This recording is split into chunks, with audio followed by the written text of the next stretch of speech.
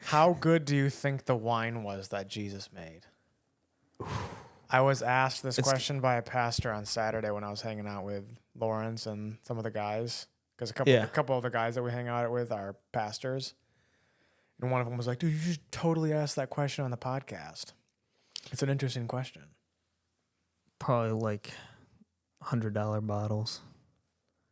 That's it? Yeah. I don't know. Do you think that it could have been? Do you think that there's wine that exists today that's better, or do you think the stuff that he made was the top notch? That's never going to get better than that. No, I think that we make better now. Yeah. No, I don't know. Well, they say the choice wine was like really good, right? In that story. Back then? Yeah, in the story they say it's like, why'd you guys bring out the good wine after we went through all the other wine? Usually you come at the end, right? So it has to be really good. Wait, you have the good wine first? Yeah, because you're sober. You're sober, so you have the good wine, and then you end with the crappier wine. Because you don't taste as much. So Jesus permitted not being sober? Yeah. It's crazy. That is crazy. I think because I was actually just having this discussion with somebody that I work with. It's like, what is drunkenness? Because like in Proverbs, it does say like a man drinks and he's filled with joy, and it says it as if it's like a good thing. Yeah, but then it's like non-sober minded. So like blackout or like spinning. No, I mean, I think you could get, like, if you don't drink often, you could have 2 beers and be drunk. But is that a sin?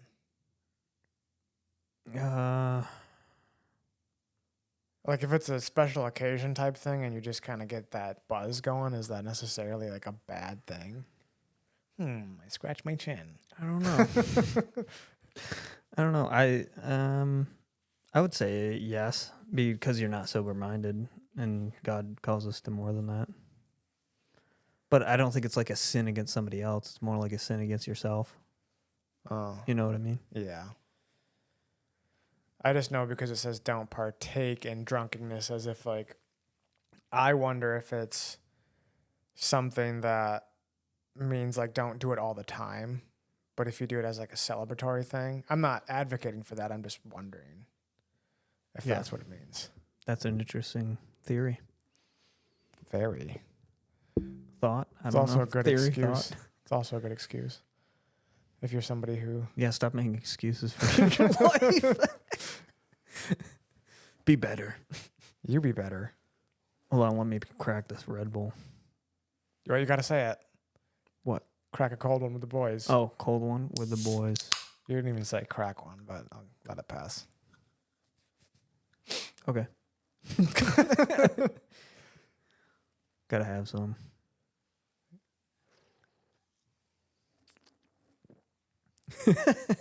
How are you able to drink that so late? It is. I don't know. I just bought it. It's 6 o'clock. I would be up all night. No, yeah, I'll be fine. I can't do that. I usually stay up pretty late now. Like, what's late? 11, 12. Yeah, that's pretty late. But if I drink, I had an Americano yesterday at 2 p.m. and I was up till 3:30 this morning. So I barely got any sleep. What'd you do with your extra time? Laid there and tried to go to sleep. Nothing. Yeah, it just didn't work out. You know, one of those things. I can probably have. Yeah, I can have that and be totally fine. I mean, maybe a little bit later than normal, but not much. And you'll still fall asleep around 11 or midnight? Yeah. Okay. And I drove all day because I was trying to, like, pick myself up a little bit. I drove, like, from 12 until 6. Do you get tired after driving for a while? Yeah, your mind does. Because it's just mindless, you know? Yeah, I've noticed that when I go and drive for work to the east side of the state, always on the way back, I got to stop at a rest stop and just sit there or lay there and take like a nap, A little sleepy. a little sleepy. Yeah. But then, I was going to tell you. Well, I already did tell you, but my last, I'll tell you again. My last drive, like, what is that? You have a bobblehead of yourself? No. Everybody thinks that it's a pop. It's a pop figure of Sting. Oh, The singer from the Police. Andy got that for me, but he got it for me because he thinks it looks like me. Blonde hair and it's a bass, so it's kind of a neat little trinket to have sitting there. And it's gay, you know. I'm just kidding. Wow, it is very happy. You're right. Yep. Anyways, back to the story. Yes. I was giving my last ride, and this lady had a stop at Popeyes, and usually there's like a timer, so I can wait like 5 minutes. Sorry, I'm talking about Lyft driving. If you didn't know, right? And do you drop her off there for her to get food? Yeah, she goes in, she gets food. Okay. And so I even started the timer like late. Like I let her go in, and then I started the timer, so it was like already like a half a minute late. And I waited the 5 minutes, and then I was like, well, I can wait a little bit longer. So I waited like 2 more minutes, so 7 minutes at this point. And I can wait 5 minutes and then just cancel the ride and still get paid for that ride. Yeah. So after 7 minutes, I was like, yeah, I'm out of here. I'm not waiting. Like, I got to go. You know, like you should have ordered it beforehand, or... What becomes of the person who went into Popeyes? They stay there forever. they have to order another ride, like to wherever they were going. What if they order another one and then you pull up again? That could happen. Like, it's possible. But I turned off my app because I knew I was coming here. So yeah, there's no way you were being late to this. No, exactly. Oh, I got another story. Can I tell another story? Of course. Okay. I was Lyft driving the other day, and this is the first time this has ever happened. I told somebody to get out of my vehicle. Ooh, yeah. Okay. What happened? So she comes up. She has like a walker or whatever. And I'm like, yeah, you know, whatever. Like, I can put that in my trunk. I asked her like 3 times, hey, do you want me to put this in the trunk? Like, I want to make sure she wants it in the trunk. Mm-hmm. And she's like, oh, let me grab my purse, whatever. I'm like, okay, yeah, whatever. Doesn't matter. And then she looks at me and she's like, can we stop and get somewhere to eat? Like really snooty, like, right? Yeah, was she older? Yeah, she was like 45. Okay. So like not super old, but 45 or 50. Middle-aged. Yeah. And then she was like, and I was like, no, I can't stop unless like you add it to the list. Yeah. Like I have to go all the way there. Like I can't stop.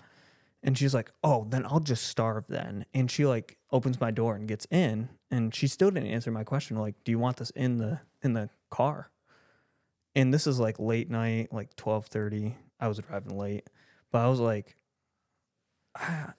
I made a decision right there. I was about to like lift it up and put it in the trunk, but then I was like, no, I'm not taking this lady. Like, if you're that rude off the bat, I'm not taking you. Yeah. So I took the walker and put it like back on the sidewalk, got in my car, and she makes another comment. She's like, yeah, I'll just starve. She said the same like phrase again. Like, I'll just starve, like, whatever. I don't need food. And I was like, yeah, you can get out of my car now. Like, just like that. Like, and I said it twice. I was like, you can get out of my car. Like, I'm not taking you. And I canceled the ride, obviously, because I'm not going to, like, take her money.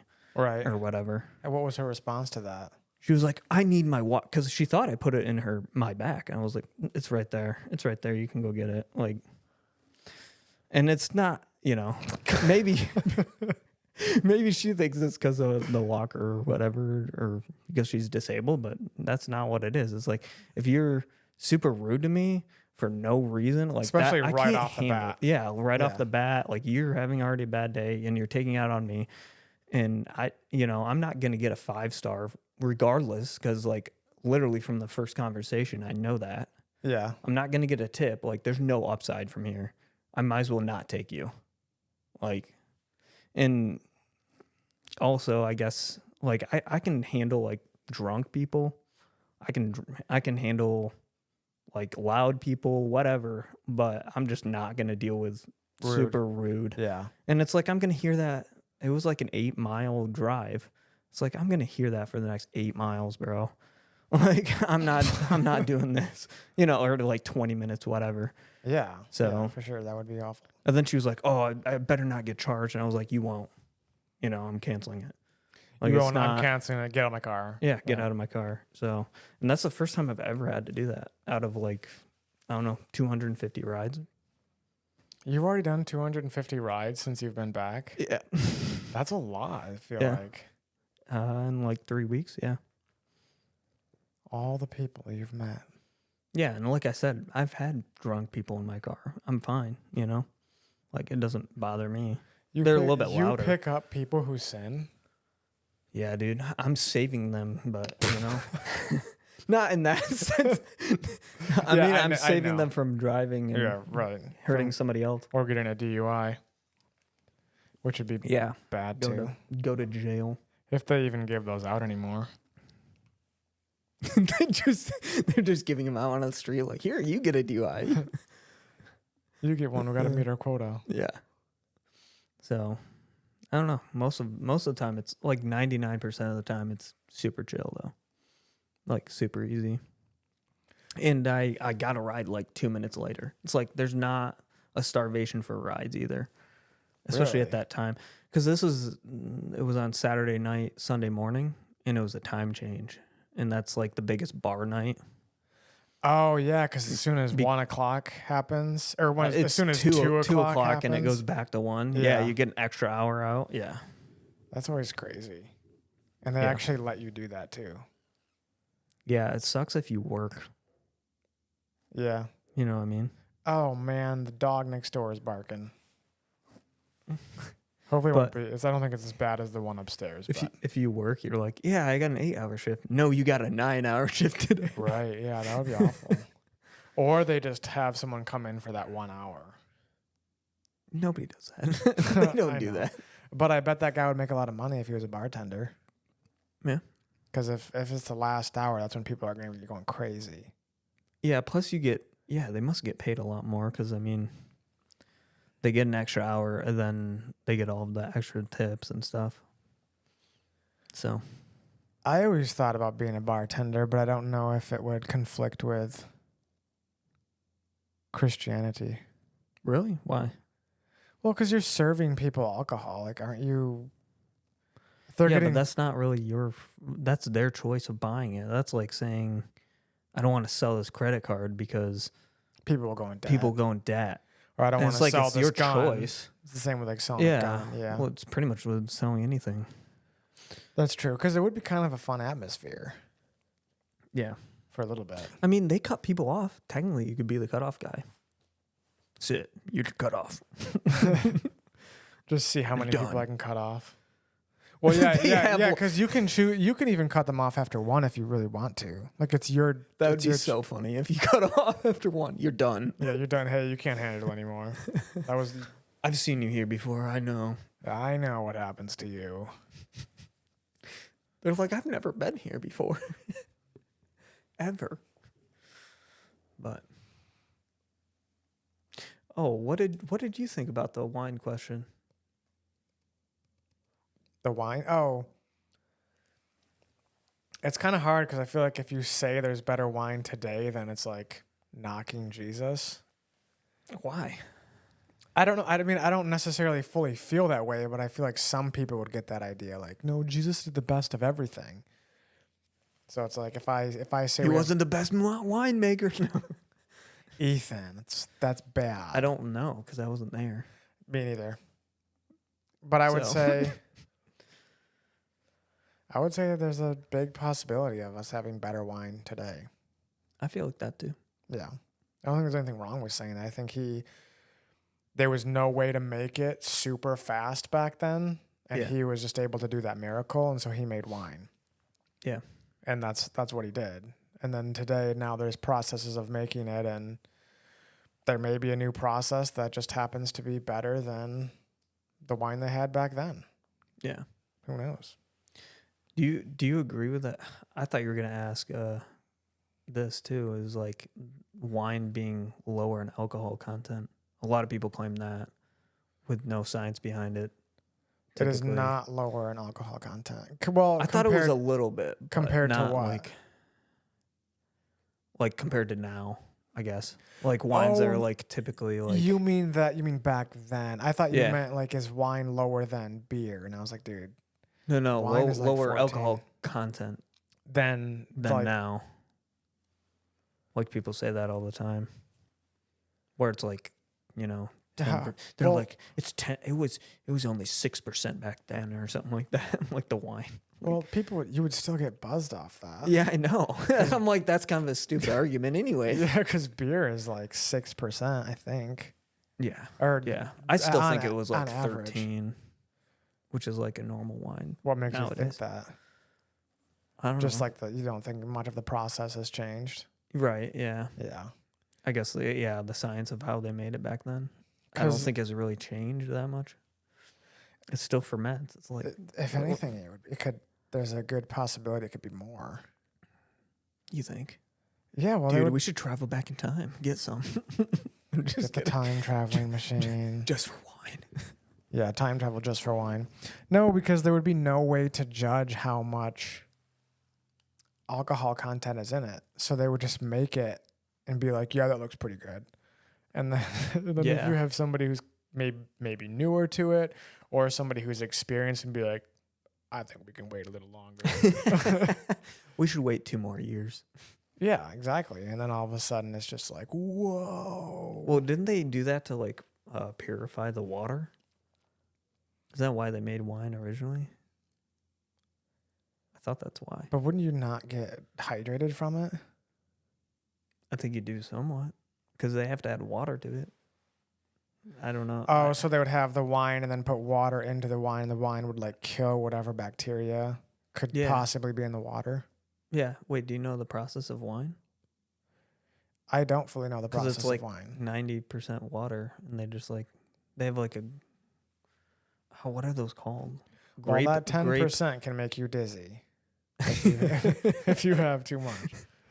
They have like wine holders, like wine skins. They say this in the gospel somewhere. Yeah, I didn't know that's what wineskins did though. Yeah, that's what they do. You don't pour old. It's really water. You don't pour old water, like old wine into. You know what I'm saying? Or not? You don't pour water into old wineskins. Yeah. Yeah, you'd pour it into new, and then it would purify it. Yeah. Oh. I guess it's true what they say. You do learn something new every day. That kind of rhymes. Like today? Yeah. Oh. Like I just learned that. I always just thought wineskins was something that they hold the wine in. No, I think it's actually what they use to. But it was kind of like it. a filter in a way. Like they pour the water in. Yeah, I've made wine before. You have to like put stuff in it. You've made wine? Yeah. Except they got like flies in it, and then it wasn't good. Ew. So we waited like 3 years for really crappy wine. It's because like what are those? The little gnats? The gnats, fruit flies. Fruit flies. There we go. Yeah, fruit fly. Why did I forget that word? I don't know. But fruit flies were everywhere, and they got in the grapes themselves. I need a drink. Ew, they got into the. What? Go ahead. No, I just You heard. stopped mid. Well, because I heard. I'm sorry. He was like. They got into the grapes. How did you? Isn't there a way that you can protect whatever you're making from outside sources such as fruit flies? Yeah, you could probably bring them inside or something. Because we did it in the garage. In our old house, in our garage. So, I don't know if there's an actual, maybe like a zapper. That'd be cool.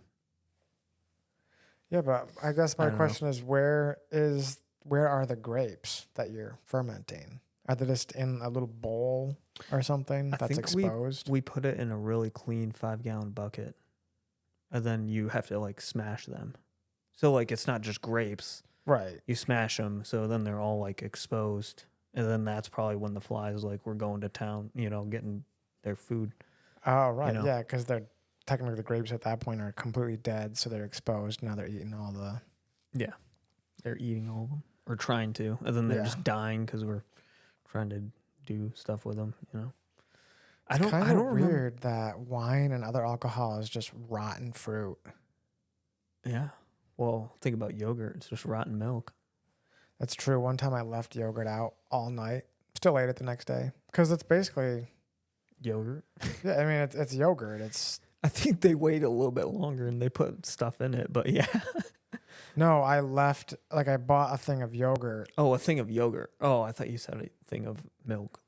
Sorry. Just need to listen. Yeah. They definitely wait longer though than a day. But I'm saying I left yogurt out all night and I still ate it. It was fine because it's basically what it is left out milk. Yeah. Anyway, you were saying. I've made beer too before. How was that? Is that barley? It's pretty much the same process Is as it? wine. Well, no, it's like you put like certain ingredients in water, in really clean water though. I don't remember what the ingredients are. It's not like coming to mind. I did it like a long time ago. Sorry, I'm not close enough to the mic. There you go. Oh yeah. Do you want to lean back? I can turn it up if you want. Oh yeah, sure. So that it kind of Just a little bit. yeah. So that it picks you up a little bit more. They have a fermenting process though. That beer takes like 9 months to make. 9 months sitting. That seems like a long time. All beer does. So Well, every beer that you have I feel like takes 9 months. I feel like all alcohol takes a long time to make. Yeah, bourbon takes even longer, I think. Like 2 years. Well, bourbon's a little different than whiskey because it has to come from a charred barrel, and it comes That's from true, Kentucky. Yeah, only from Kentucky. It's true. No. No bourbon. You can only get bourbon from Kentucky. Whiskey is everywhere else. Oh, yeah, you might Yeah, be there's right like there. there's like weird rules. Well, unless you're in another country, because other countries do it. Then it's not called bourbon. I don't make the What? rules. The U.S. makes the rules. Part of the rules of bourbon is it has to come from Kentucky. It is? It's like a rule? Yeah, I didn't know that. it's just like how if you buy whiskey I- from Ireland, it's spelled WHISKY. There's not an EY at the end. Same with Japan, it's spelled that way. And like whiskey from Scotland is not called whiskey, it's Scotch. Mm. Yeah, there's like all these weird. It's like one of those. So are they all the names for the same exact thing? Pretty much. Yeah. It's weird. I think like people are very peculiar, if I could say that word right. No, I think you said it right. Yeah, on how it's made and where it's made, that they want it to be like their thing. Because I feel like that's one of those. Whiskey is just one of those things that people are very passionate about. Yeah. When it comes to alcohol, I should say. Yeah, they really like their drinks. I thought you could get it from Tennessee for some reason. Too. Not just Kentucky. Nope. If you look on Jack Daniels, it's Tennessee whiskey. Know your stuff. Yeah, okay. I don't know enough about this. I know the cigar guys that on Thursday night would know a lot about this. Speaking of vices, what's the take on cigars? Seems to be like a new Christian masculine movement is cigars for some reason. No, only in our circle. yeah, only in our circle. No, I'm serious. On YouTube and everything, it's like, got to itch my leg. It's like, I think it's because you don't inhale it like a cigarette. Yeah, and it's more of like a relaxation thing. Yeah, and it's just a relaxation thing, and I don't think it really changes your mind like weed would. So yeah, it's like that middle ground of like, this is okay. Yeah, it's a little bit. It's just relaxing. It's not like most people aren't having 20 a day. You are? I'm just kidding. I am now. Dang, you no, must I'm be not rich. having 20 a day. Dude, 20 that's nuts.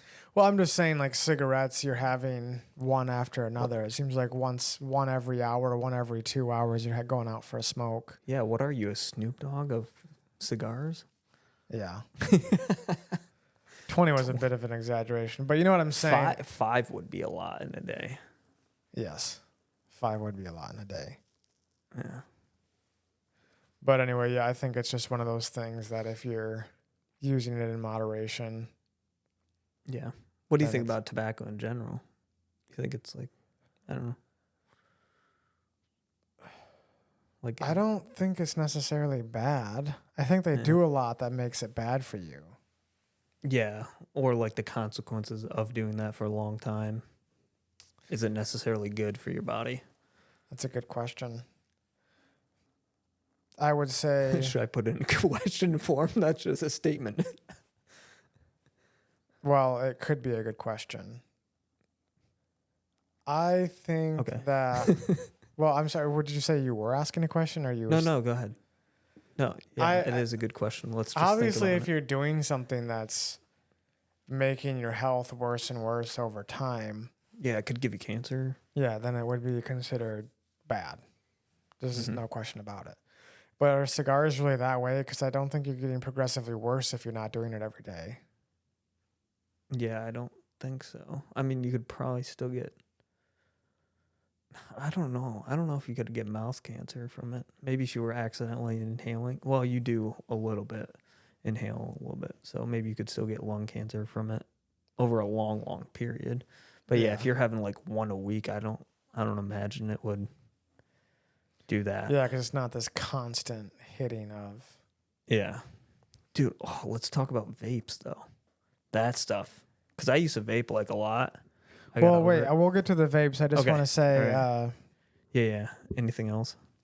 Well, with like cigars and stuff, people can say that's bad or that it causes bad, but you can say that about almost anything. Like what you eat. Coffee. Is coffee bad for you though? I hear it's actually good for you. Well, I mean, it can be excessive. I don't know. Yeah, I mean, technically it can raise your heart rate. It can still be like a vice for you, I guess. That's true. It is for me. That is true. I like coffee so much. Yeah, because I can get a headache sometimes in the morning, and then if I drink coffee, it just goes away, which is also known as addiction. Yeah. But we don't think that it's bad because coffee doesn't change your mind or anything, but it's still an addiction. Yeah.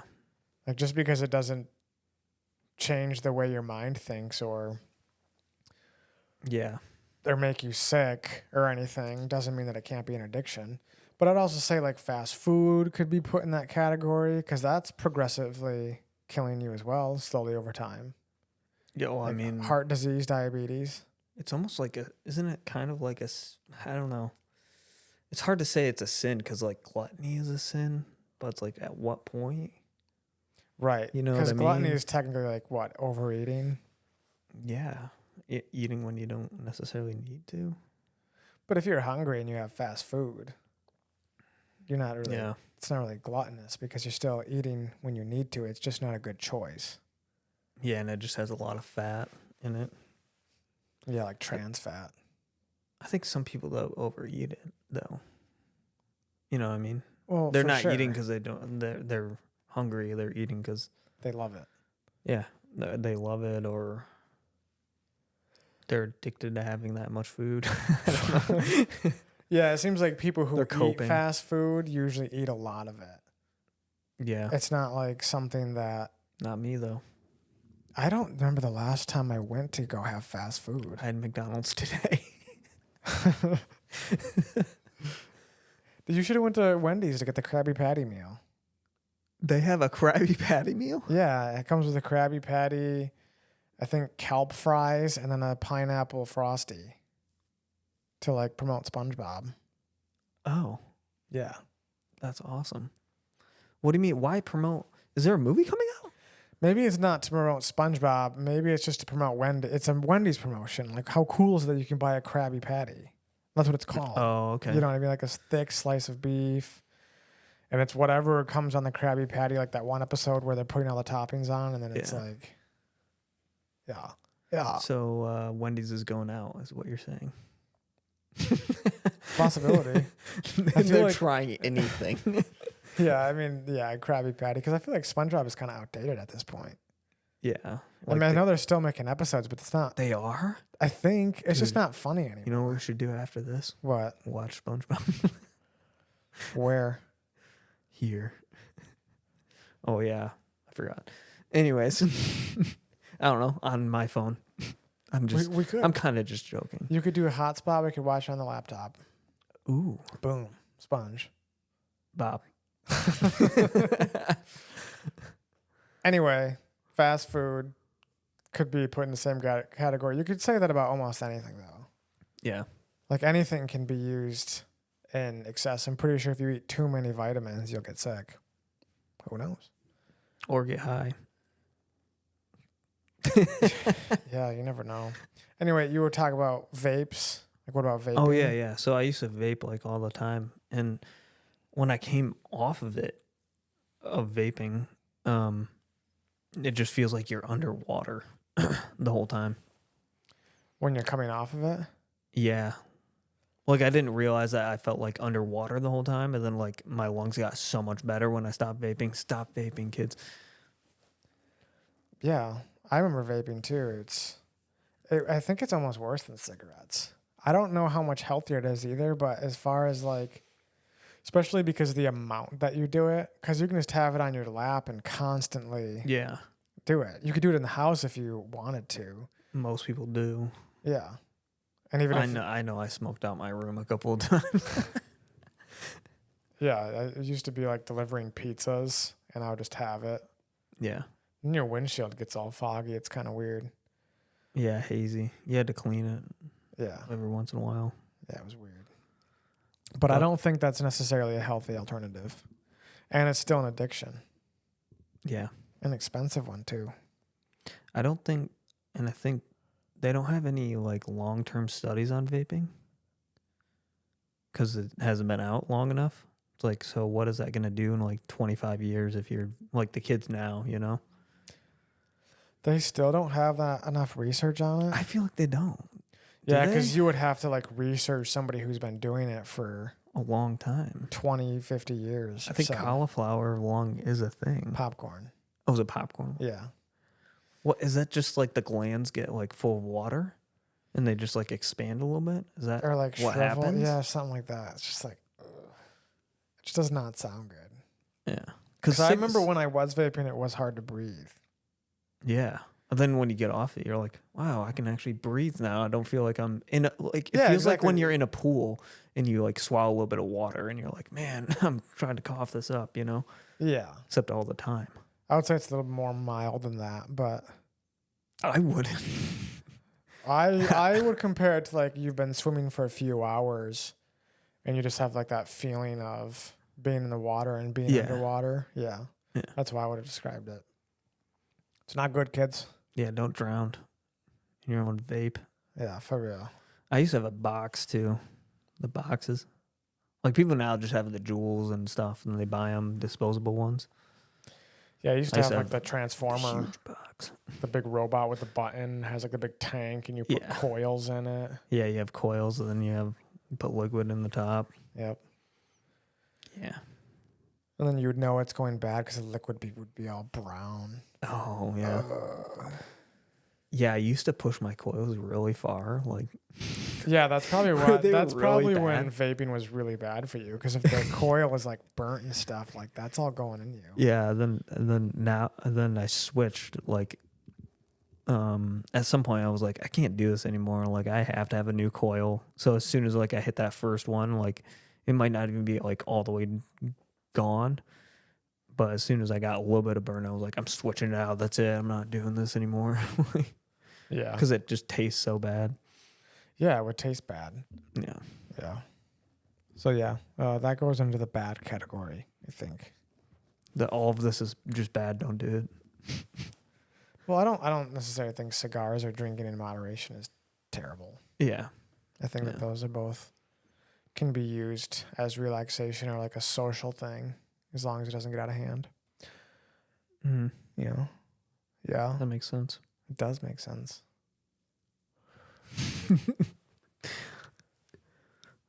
All right, you wanna switch topics then? Yeah, let's talk about you on the trail. Let's just switch to a completely different topic now. Let's see. All right. You just got back from the Continental. Divide. And how Yep. many miles was it? It was 3,000 miles. And you walked that whole thing. Yeah, and technically more than that because I did a lot of like extra mountains and stuff. Sorry, my ear itched. I did extra like 14ers in Colorado. For people who don't know, what is a 14er?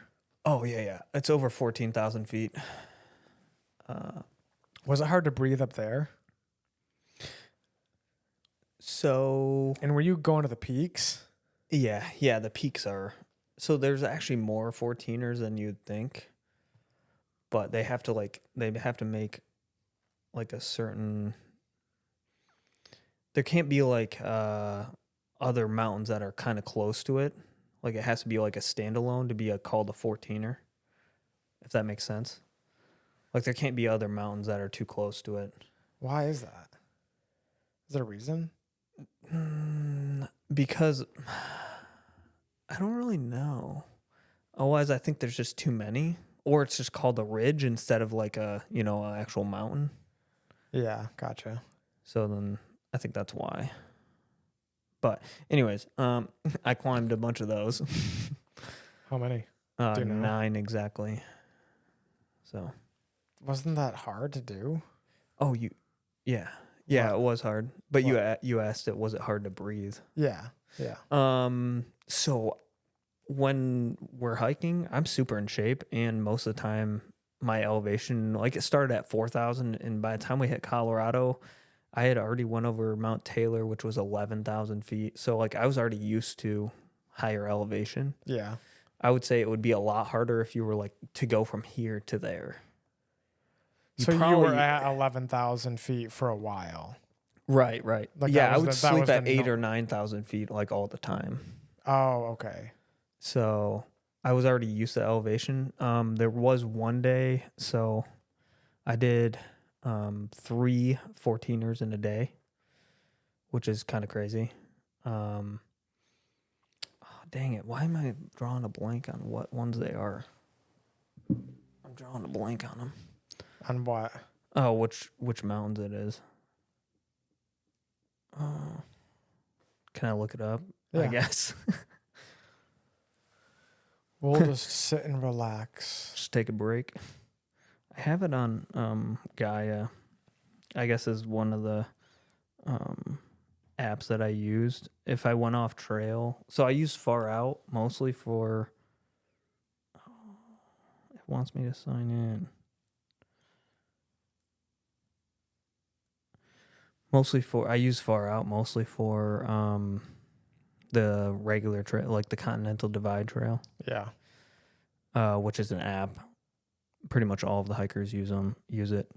But going off trail,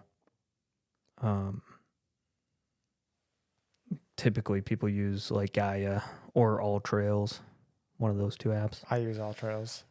You use All Trail? Yeah. Do you have to pay for that? There is like the better version that you can pay for, but I just like to use it, start the trail just to see how long I've walked and like my elevation gain. Yeah. And that's free. Okay. Yeah. Yeah, that would suck if you had to pay for it then. Like anymore. Well, everything sucks when you have to pay for it. Let me look up a list of 14ers. I actually forgot 2, so I kind of wanted to do this anyways. Forgot to? Like 2 of the ones that I climbed. Oh, yeah, I did that one. I don't know, unless you just want to keep on going. Yeah, if you can't find it, then we can. Not, like, directly. Why am I drawing a blank on it? It's not. So I did Albert. I did Massive. I did La Plata. I did Gray's Peak. Gray's Peak is the only one actually on the trail. So the other ones you went off trail to do them? Yeah. So like 13 of the 8 of the 9 I went off trail that I did. And how many more days did that add to your expedition? Ooh, I don't know. Probably at least like 2 or 3 compared to anybody else. So you would be going up multiple mountains in a day? Yeah. Yep. That's kind of crazy. Because it took us, when we went to Mount Shakorwa, New Hampshire, it took us about 3 hours to get to the peak. Right. Or maybe not 3 hours. Maybe it was like an hour and a half or 2 hours to get up there. But that's a very short mountain compared to what you're on. Right. Hold on, I know which one it's by.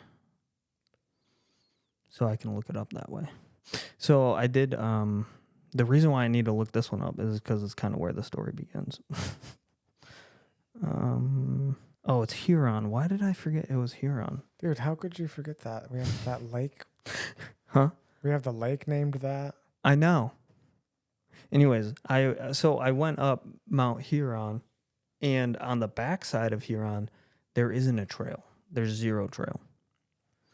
Not even like an unofficial one? No, there's nothing. There's nothing. So you usually go up Huron and then just go right back down it. Yeah. But I was like, I want to go up it and find a way down the other side, just bushwhacking, whatever, to get over to Missouri. And Missouri, the mountain. Yeah, which is the second 14er that I did that day. Yeah. So I get to the top and I look at this edge and it's just like a knife's edge, like all along. And I'm like, I think over there I might be able to get down. Like I just point at it from the top. So I'm like, Yeah. I'll just head that way and hopefully I can find it. Because you can kind of stay on the top, like float on the top. Yeah. So I was just floating on the top and then pretty much it was just rock climbing down Huron. Excuse me. The whole time rock climbing down? Yeah, it was pretty crazy. It's probably the craziest mountain I've ever gone down. Like it wasn't straight like hard, but it's like, yeah, if I slip or fall off, then it's definitely not gonna end well. So I was just like climbing down it, and then I was trying to find the best path. Like it would flatten out a little bit, and then it would go down steep again. I'm sure if anybody goes to Huron, they'll be like, "You climbed on that side of it," and I'll be like, "Yeah." So I got all the way down to the bottom, which was like at 9,000 feet. Right. So I have to go back up to Missouri, which this is the backside of Missouri. And most people don't take this trail either. But does Missouri have a trail? Yeah, there was a trail. It wasn't very well traveled. So I'm at 9,000 feet. I have to go back up to over 14 because they're over 14. Yeah. So I go up to Missouri, and my plan was actually to do Belford and Oxford. So I was trying to hit 4 in one day. And so I come back around Missouri to go over to Belford. I have to go back down again a third time. And I think I went only down to like 10 or maybe 11,000 feet. And then I start climbing. And the reason why I'm saying the story is because I actually got elevation sickness on the third one. And it was pretty crazy because, I don't know, they kind of tell you what elevation sickness feels like, but like not until you experience it, you're like, oh, this is what it is. Yeah. And I would it got to some point, it was like 13,000 feet or something like that. And I just felt really tired, out of breath. And I would stop. I stopped, took a break. And then I did 50 feet more and I was tired, dead tired again. And then I kept on going. It was 25 feet and I would take a break. I'm saying a minute, 2 minutes. Did you think that you were dying at any point? No. It was just this is frustrating because I'm my body, I know my body can do more. Yeah. But it's just I have to stop because I'm just so out of breath. Yeah. And it got to the point where I was doing 10 to 5 feet up and just stopping again. but I made it up Belford. Was Belford the one that you got the motion sickness? Yeah, that's the one that I'm talking about. Yeah. Like on the way up, I was getting How just long did it losing take you to air. get up with your condition? Yeah, so I was planning on getting up there at like 5, and I think it took like an extra hour or so, maybe like a half hour to an hour of Jeez. extra time. And how long was each rest? Only like a minute to like 5 minutes, maybe. Still kind of a lot. Yeah. Adds up. Yeah. So then I got to the top and I knew I wasn't going to be able to go over to Oxford, which is like, it's only half a mile away, but you have to go down like 500 feet and then back up 500 feet Yeah. to make it like it's a separate mountain. That's also why they like, you know, they could count it as one mountain if it's too high of elevation in between the ridges. Right. So at that point I was like, yeah, I got to go down. So then I went back down, and my lungs slowly improved. I would say when I got down to like 12,000 feet, I was fine. But I'm also going downhill, which is a lot easier. But Yeah, I think going downhill on mountains is harder, but well, I mean, I've only done easier like on your body, on my like body, lungs. I guess. Yeah. In your legs, you can go downhill a lot faster than uphill. So. And I'm assuming you're the only one doing these by yourself. Yeah. You're not coming across anybody. Yeah. So, like, what's going on in your mind? Is there any part of you that's a little scared that something could go wrong out there, especially with the sickness and the rock climbing part? What if you would have gotten stuck? Yeah, it was pretty dangerous. I don't really think about in the moment. I guess I just don't think about it. Like Yeah. I just want to go experience it, and I don't really like think about like that risk. Like it's in the back of my head. You know Alex Harndale? Yes. Harndale? Of I don't course. remember. Yeah, But- the free climber. Yeah. He has a quote that's like, yeah, some people just don't experience that fear of death. And it's like, it's kind of sad. He's like, it's a thrill. But I think he also has that fear mindset. And I wouldn't be surprised if I have this too, where it's just like, you have to feel extreme fear to actually feel fear. You know what I mean? Like not every day, doing like normal things is just not scary. Like you have to go out and get that thrill. Like it's a thrill seeker. And a lot of climbers don't feel really even fear when they're climbing either. Like they're at a point where they're just at a bliss. Yeah, and it's just something that they love doing, so they're not really thinking about, oh, if I fail. Yeah. They're only thinking, I love doing this. Yeah. Yeah. So I think that's why I like climbing and hiking so much, because I don't like really think about that. It's just like I go and experience it. Yeah. And it's fun to me. So you're on the way down from, it was Missouri, the one that you got sickness? No, it was after Missouri to Belford. So I came around. And then on your way down from Belford to Oxford, you start feeling better? No, I couldn't go to Oxford at all. Because so you never made it? No, yeah, so I didn't do the 4. I only did 3 that day, which is still a crazy achievement. If you told anybody, yeah, I know a guy that did 3 14ers in a day, they would be like, what? But yeah, so I came down Belford just on the other side of it and just camped. I think I was still at like 10,000 feet when I camped. So, and anything really over 8, you could get elevation sickness. If you're sleeping? No, just in general. Anything over 8. When I I did Grays, which is the only one on the CDT that you go up. Hold on, I got okay. It passed. I went up Grays, and then as I was coming down, it was pretty late, and I came down and I camped like right at 12,000 feet. I was like, whoever camps at this high of height, like 12,000 feet? Nobody. And I just did it and it was fine. But yeah, but I was way used to it by then.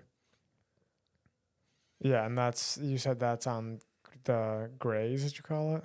Yeah, it's called Gray's Peak. Gray's Peak. Gray's and Torrey's is right next to each other. And Gray's is on the trail, and then Torrey's is like half mile off. So I put my pack down, went over and did Torrey's, and then came back and got my pack and kept on going. And you just remembered where your pack was? Was it like, Yeah. was there a trail? Yeah. It was just off the trail. It was at the top of Gray's Peak. I actually did that a lot. So for Albert and Massive, I did the same thing. I just slack packed it. That's what they call it. You probably don't know that term, do you? No. So slack packing is like, some people do it like from town to town. Like you can give somebody your pack and they'll like, so then you just take a day pack and you go from town to town if it's close enough. Like typically it's a day hike. It's like a day hike. Yeah.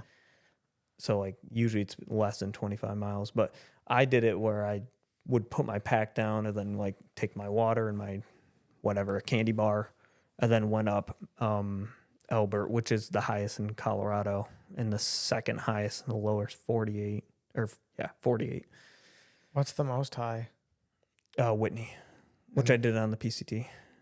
Okay, so that one's out in Oregon? Washington? No, California. California? Yep. So I went and did Albert, and then I came down, grabbed my pack. Albert and Massive are separated by like 7 miles, like the base of them are.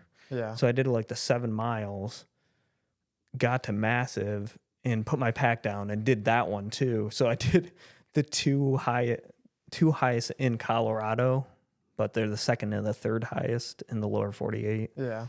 So in the same day. In the same day. Yeah. And you're still allowed to pretty talk cool. about it. So that's pretty cool. Yeah. Yeah. Well, when you add all that up, it's like 8,000 feet of elevation gain in a single day. Jeez, so your body is just adapting and changing so It's much. fired on all 7 cylinders, dude. Yeah, all 7 cylinders. 8. No, you only have 7. You only have 7 now, sir. You need to gain more muscle to get the 8th. And then what's after Grays? Is there just still more mountains? They're just shorter? Right, yeah. Like after you do that one, I think there's like one more 13er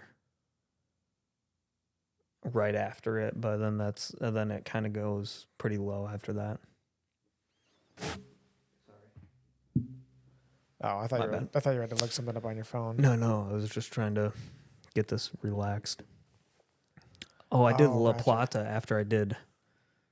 So I did those one day, and then the next day I did La Plata, which is another 14er. That one's pretty cool. What makes that one pretty cool?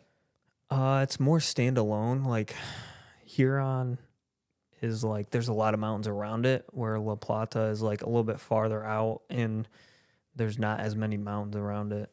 There's a lot of ridgeline, but not like, I don't know. So it's just one really, of those ones that you go up and you can like see a bunch of. you can see pretty far on that one compared to Huron and the other two. Were any of them snow capped at the time? Missouri wasn't, Belford wasn't, but Huron and La Plata was, and then Albert and Massive both had snow on them too. So 4 out of the 9 that I went on, yeah. And what happens after these big mountains? What's the trail like then? Or is Colorado just all mountain? Yeah, Colorado is mostly mountain. I mean, and then you have like the winds coming up, like way north of that. You have why am I thinking? Yeah, Utah, right? Is Utah Why am I before? thinking Utah? Wasn't it New Mexico, Colorado? Yeah. New Mexico, Colorado, Wyoming was the next? Wyoming. Yeah. And then Utah, and then Montana. Well, wouldn't it? Yeah. Utah's kind of next to Colorado, isn't it? I don't. Are you talking about Idaho? Oh yeah, Idaho. Why am I thinking Utah? They kind of sound similar in some ways, but It's because I'm just dumb. Colorado, Arizona. I think Colorado, Arizona, Yeah. Utah, and another one. Oh, I went Utah. I went to Utah with my parents. Maybe that's why I'm thinking of it. When they came and visited. Mm-hmm. Yeah. That was cool. Went to Arizona too. There's 3 people that I know that have gone to Utah so far. Oh, maybe it's because Josh and freaking Kale were Alec were talking about it. Yeah. Utah's been on the mind. Yeah, maybe. Yeah. I don't know, where were we? We were talking about Colorado, but what compels you? And other than like the thrill-seeking part, is there anything else that makes you want to go on these trails and just leave everything behind for a while? Oh yeah, I feel like I said this last time, but that's okay. What do you mean last time? When we talked about the AT. Oh, so like last year. Yeah. Yeah. Well, people can hear it again. I think just being really away from society. 1 year away from your phone, like you don't have internet easily accessible. You're away from work, like you don't have work stress, you don't have car stress, you don't have house stress, you know. Yeah. And all of that. You don't have money stress. If you save up and do it right, you don't have money stress. Yeah. Some people do, still out there. Right. You know, if you're going in debt because of trails. Is there times when you're just out there and you have no idea what's going on in the world because you can't update your phone? Sometimes, but a lot of the stuff we find out pretty quickly, like Trump getting shot at, I knew like the day after. Yeah, that's pretty crazy. I would have thought that would have been like you're just wandering about on the trail and then all of a sudden months later you're like, hey, that's crazy. That happened. Yeah, no, I mean, we're in towns like 3 or 4 days, and sometimes we even there wasn't too bad of lack of connection. Like usually I would have it on airplane mode because it kills your phone. Yeah, because it's constantly searching for satellite. So like maybe once a day I would check it and see if I have anything, but other than that I wouldn't check it. And I just don't care about like news that much. Yeah. Well, I mean, the whole point of being out there is to kind of forget about it. Yeah, forget about it. Be out in nature, so makes sense. Yeah. Are you gonna write a book?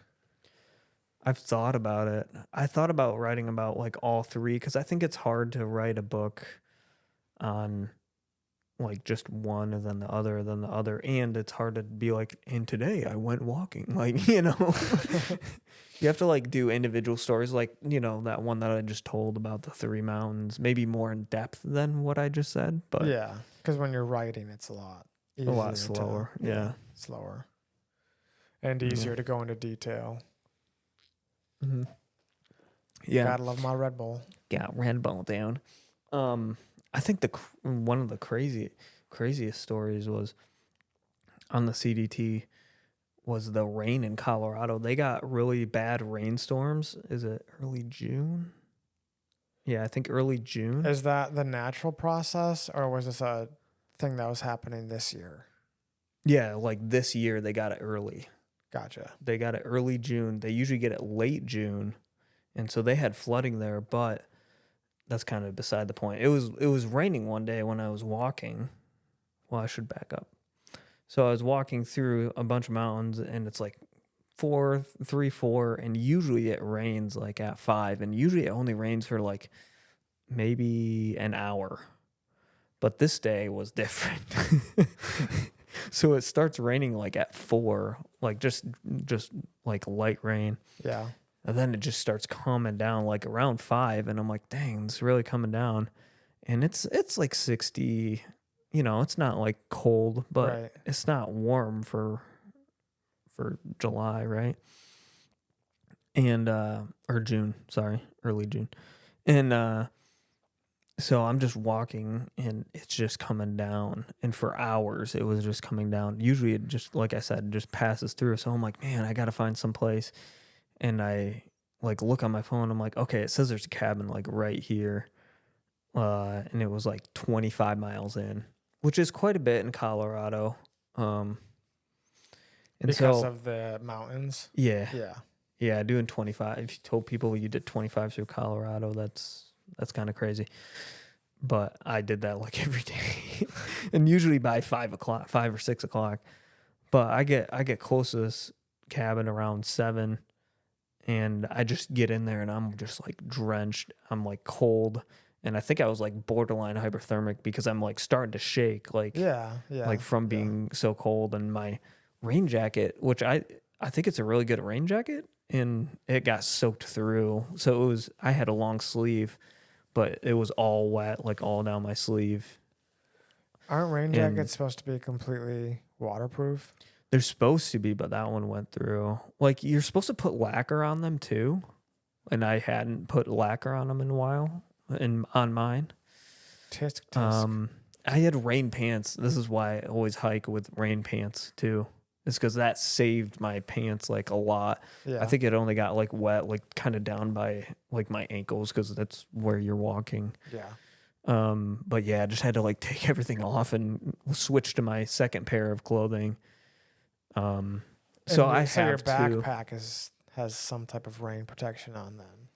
Yeah, my backpack, it had a Sea to Summit like rainproof, like a really heavy bag inside of it.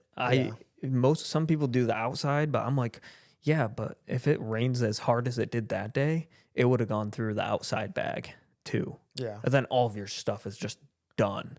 Like, how are you going to sleep in a wet sleeping bag? So instead, I do the inside and just have a liner on the inside. And so yeah, all my stuff was dry. I have like a sleeping pair of like clothes. So I just put those on, and then I had my puffy on, and I warmed up after a while. But that cabin really saved my butt, because if I was going to try to set up a camp in that, like, no way. You know? The rainstorm? Yeah. Yeah. It was really bad. Was there anyone else in the cabin? No, except for a very greedy rat. Yeah. Did you roast it? No. I wanted to kill it, but it was running all over the place. So, did you stay there? I had no way to kill it anyways. You could like slap your back. Yeah. It's old miner cabins. So there's a lot of abandoned cabins in Colorado in general that still have good roofs on them. Some of them aren't good anymore, but this in particular one had a metal roof on it, so it was really good. You stayed there with a rat? Yeah. I'd be freaked out to sleep there. That happens all the time. On the AT, there's more mice on the AT than anything, but you said he was greedy. What made him greedy? He was really fat. That's why I said he was greedy. But you have to hang your pack up like on a hook, and usually rats can't get to it. Or I think this one had like a metal wire that hangs down, and they can't get to it because I think they can't like go on the wire itself. Like they can't, and they don't want to jump onto your pack, right? Because they don't fly that well. I mean, if they miss, they could die, right? Right. So. But I would just not like sleeping on the ground with it wandering about. I feel like that freaked me out a little bit. Yeah, I had my flashlight on him at one time. He was only like 2 feet away. I'm like, I just want to strangle you. I bet you could have easily killed it if you wanted to. Smack your flashlight on it. Oh, that's kind of violent. I didn't have a big flashlight. Oh. I had like a small lantern one. You're telling me maybe you probably don't bring a knife too because it's too heavy. No, I had a knife, but it wasn't that. It's gonna run away once you like make a move, you know. It's true. Maybe my pole. Maybe I could have gotten him with my pole, but my hiking poles. Yeah. But I think they were down. Like, so I was in a loft area, and then all of my other stuff was down low, like on the ground. So. And he was just up there with you. Yeah, we were chilling. Yeah. Okay, so there's the rainstorm. Rainstorm in 99. And then I'm just the rainstorm in 99. And then so the next day, is it not raining or is it still raining bad? The next morning it was still raining. I think it cleared up about halfway through the day, which usually it does. It's weird. And how do you dry your clothes? You just leave them on. And I put my rain gear back on. You kind of just start cold. I would imagine the chafing is real. I would say I always get dry chafing, not from rain, not from like water. Really? I always get it in, like I got it in the California desert. And then I also got it in New Mexico when I was there. I wonder if it's because the air is so dry and your skin gets really dry. Yeah. It's That's what I would think. usually my butt. It's very uncomfortable. I can imagine. That does not sound fun for anybody. Yeah. I don't know. Why is my phone going on? But you can flip it over. Yeah. I'm going to do that. Wow, that was cool. It made a cool sound. Wow. But And so did you hike in the rain the next day in your wet rain gear? And yeah, and then it dried out midday or whatever. because the sun comes The out. sun comes out. Yeah, that's It's one funny great because thing. the Colorado is known as the Sunshine State. Yeah, I mean, everything dries out though. Because it's dry in Colorado. Yeah. So it all dries. Wow. It dries out really quickly. They're probably slamming the door because we're talking so loud. You think we're talking loud? I don't know. I could see your neighbors hearing us. Do you think so? No. I feel like we sound louder because we have headphones on. Oh, maybe. Yeah, like if you take them off, doesn't this sound like we're normally talking? Oh, yeah. It doesn't sound. Yeah, It doesn't loud to sound. me. I thought I took them off though when Stefan was here, when we were all doing the last one, and I thought we were talking really loud. I feel like that day we were, because there was like when there's three of us, there's more energy. More energy. Yeah. And so I think it's just a little more obnoxious.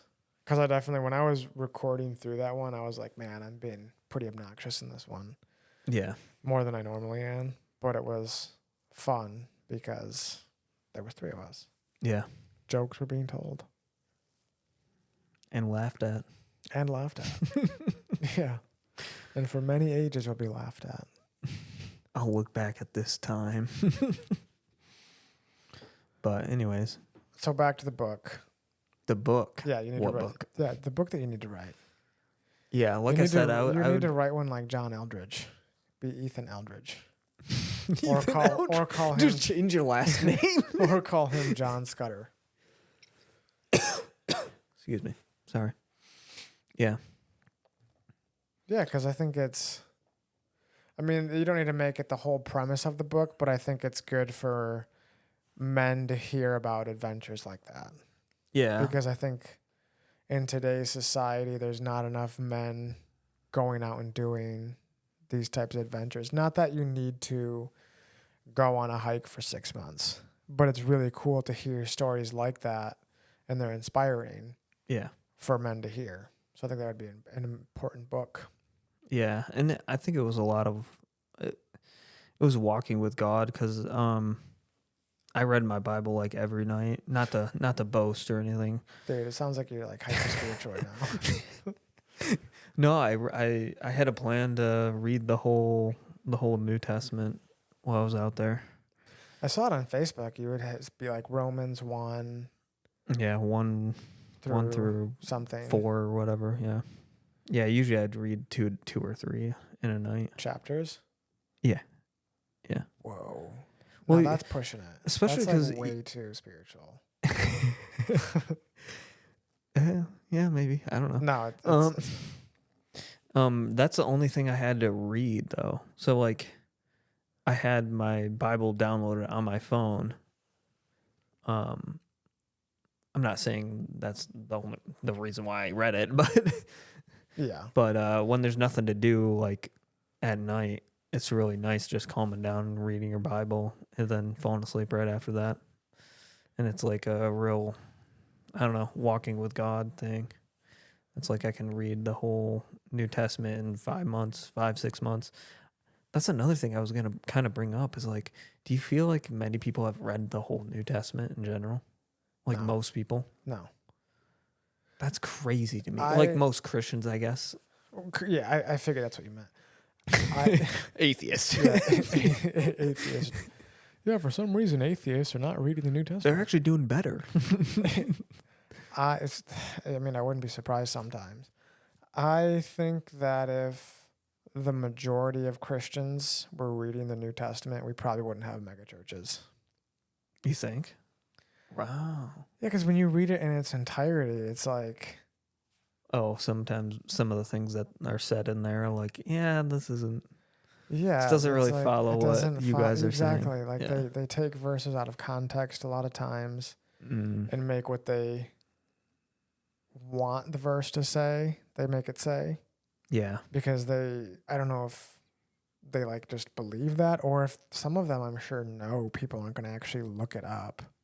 Yeah. Or know the majority of people aren't going to actually look up what this verse means, because it seems like in today's day and age, people give such authority to people. Like if a pastor says it, it's like, oh, it must be true. Yeah. If a good example is when Job says, I think it's the first chapter in Job, he says, the God that gives and the God that takes away. Some people think that God does give and God does take away. But then some people don't believe that, and they only believe it because a pastor said, well, God doesn't actually take away. Job is just saying that, but it's not actually true. Now, Wow. and they just believe it because their pastor says it. When Job says, the God that gives and the God that takes, the next verse it says, and with all this, Job did not sin with his lips. So I was like, is he telling the truth then? I think that's a true statement. He gives and takes away. Yeah, I do too. But for some reason, when you fall on the side that God takes away, you're like a believer in the evil God. And it's like, but sometimes God takes away for good reason. Yeah. Yeah. Yeah, I think the argument of, I mean, we've kind of gone over this before, but, you know, the Paul argument of, you know, he had something going on, you know, we don't know what it is, right? It's a metaphoric. Or it could be real. Like you're right, we don't know. Yeah, we don't know what it was, but he said, you know, and then God said to him, like, I am efficient enough, like I am enough for you, or yeah. I am very efficient. I build worlds. No. yeah, but I know what you're talking about. It's like he prays to him 3 times, then he says, "My grace should be sufficient." Yeah, sufficient. That's the word I'm looking for. Even though people are gonna be Paul like, "You guys are idiots." Well, I'm sure they already think that, but Yeah. they continue coming. they come back. So, but anyways, I feel like there's a reason why that we don't know what that was. So then we can insert our own thing of like, you know, hey, that's I'm true. struggling with this. About You know that. what I mean? Yeah. I'm struggling with this. He's like, I am enough. Yeah. Come back to me. Like, because if it was like blatantly a physical problem, then we would only think about that during our physical problems. Right. But we don't know. we don't know if what it's it like is. a spiritual or a mental or physical. Yeah. And most people put it in that category. They think it was like because he got blind in that time. And so he had eye problems. And most people put him in that. And it's like we don't know that for 100% sure. Yeah, because that happens in Acts. Right. And then, or the blinding happens in Acts. And then that statement that's after. is in 2 Corinthians. Yeah. I actually know it. 2 Corinthians 12:9. Dude. There's my boast. Dude, wow. I cannot do that.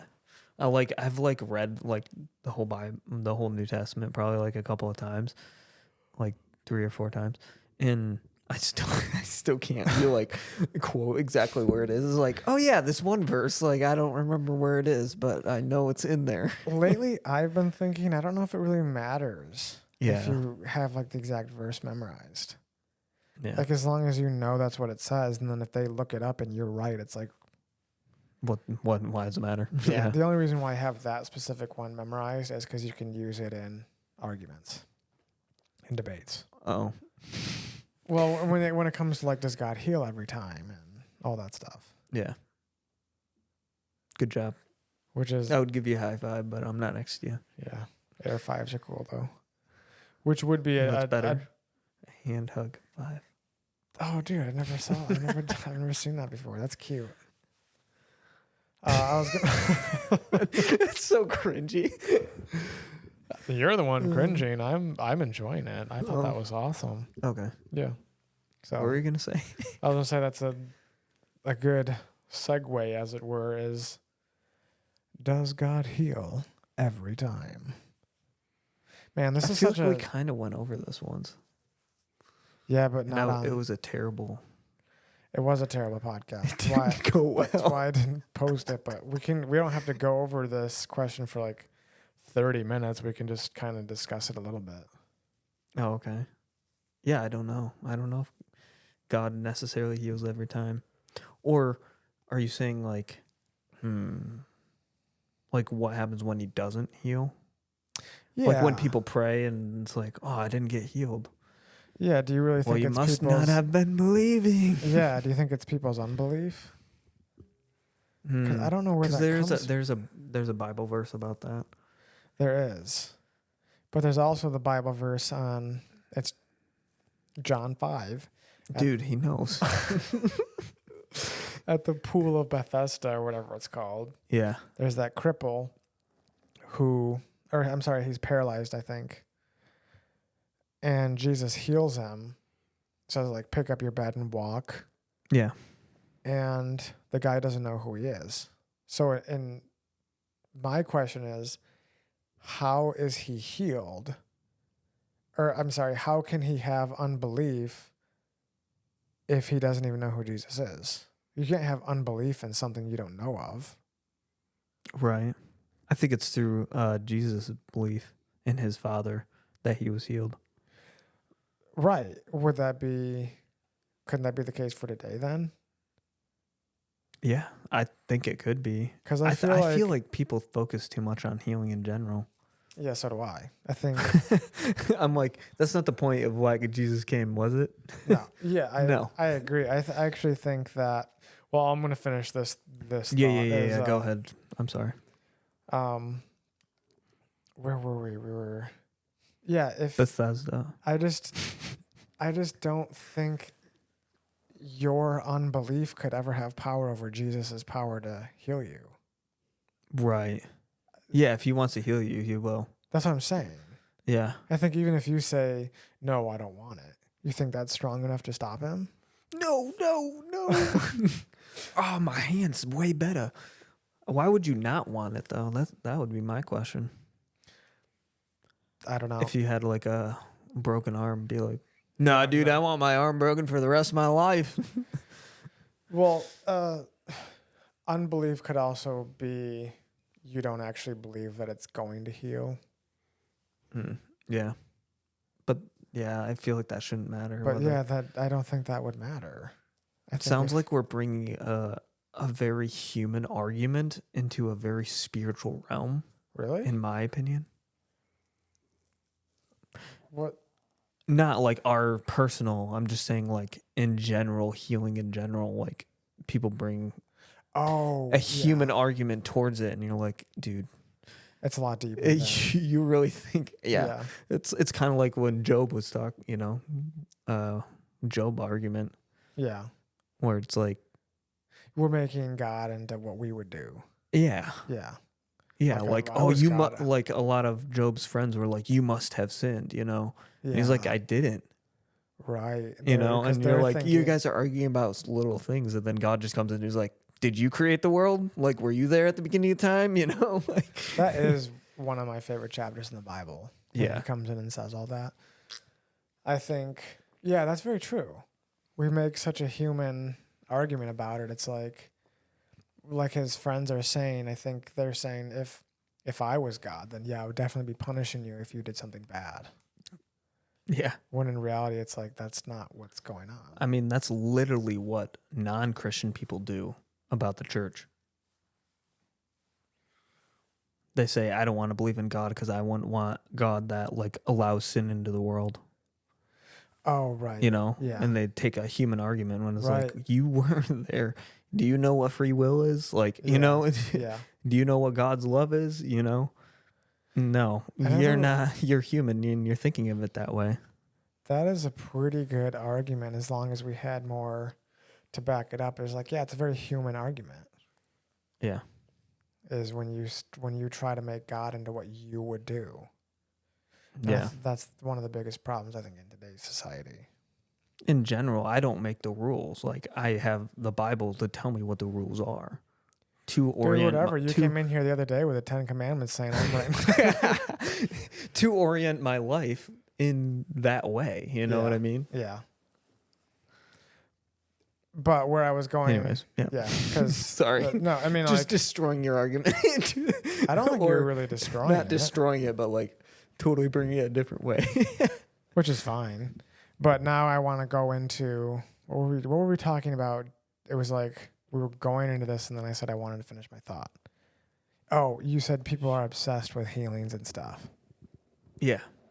So obviously in Revelations it talks about the Antichrist, which we kind of think is like a movement, or or like a spiritual thing, not necessarily one person. Right. A lot of people think that the Antichrist is a person. It's going to come in like a person form, and I think it's just an idea, mostly because Jesus said the Antichrist is already with us now. Right. Yeah. Unless the dude's thousands of years old. It's Donald Trump, dude. No, I'm just kidding. I was going to say Bill Clinton. He's still alive, dude. How is he still alive? Also, I like that they're having him speak at things now. I don't want to get too into politics. Bill Clinton. Oh. And like talk about how immoral Donald Trump is while they're having Bill Clinton do things. Just saying. That's true. As they say, make it make sense. But did you know that Trump was in town today? Tomorrow's voting. His last town was here. Grand Rapids. Yeah, he was in town. Nice. It was busy down there. Anyways. Van Andel? No, I think it was what's the other one? My boy was not at the Deltaplex. No. The other one that's DeVos. Like, no. I want to say 21 Jump Street, but that's not. 21 Monroe. The small, yeah. Yep, Monroe, yeah. I think he was at Monroe. Oh. Which, does that not only fit like 300 people? Yeah, and that also seems a little too hip for him. Yeah. Like Van Andel is a nice place for like the oldies. 21 Monroe. Unless the line went all the way back. It could have gone way farther than I thought. Maybe it was at the Van Andel, or the what is it? Close to the Bob, like right behind the Bob. I think it's 21 Monroe, isn't it? Oh, okay. That's okay. Yeah. But actually you can fit the intersection. Yeah, isn't it the intersection? He was at the intersection. I don't know which one it is. No way. The one that it can fit 6,000, I think. Because I went to not the intersection. I went to the Dermot Kennedy concert there. At one of them, it's not Van Andel. We'll have to. It's the one downtown, afterward. the one behind the Bob, like behind the Bob, or behind Eve, I guess you would call it. Well, the club down there. We'll have to look it up. Anyways, it fits at least 3,000, because I went in there and it was like 1,000. There was like 1,000 in there. Anyways, what were we talking about? yeah. So, we need to get back on track. Yeah, I don't want to go down the politics route again. Not third time, dude. Third time's the charm. So we're on the Antichrist. Oh yeah. And in Thessalonians, he does mention the man of lawlessness. Yeah. And this is going back to what you said, is he says the man of lawlessness comes to perform false signs and wonders. Yeah, and healings and stuff. Yeah, and that's why I think, and it's mostly the charismatic movement that is doing it. I'm sure there's other sections of Christianity, but right now I'm just going to say the charismatic movement because it's the only one I know. Yeah. They're so focused on healings and prophetic words and tongues that I think that is the way that the Antichrist is going to be ushered in. Because, like, you make this whole generation just obsessed with those things. Because they are. Like, they'll say they go out and preach the gospel and talk about sin, and I'm sure they do. But you have to ask them about that. Usually when they're talking about it, they're like, man, I experienced God, and it was so awesome, and he healed so many people. Yeah. And they're wow, Doggies. dogs are fighting, and they almost sound like high when they talk about it. That's kind of weird. And I they're don't know. super happy, and they're like, "Are you here?" Yeah, it's just like it's a little off-putting sometimes. It's almost like sometimes they self-center to themselves. They're like, "I can help this person," and instead of like, God works through me, it's more like, "Oh, I can do this," Yeah, yeah, Like if you ever go to those like worship sessions, I used to go to like all the time. Not that those are bad. I'm not saying those are bad. right. But I'm saying like when people like come over and pray for you, they're like, I'm gonna help this person, It's like maybe I'm just figuring it out, dude. Like I'm good. Like, Have you ever told somebody that you actually don't need prayer?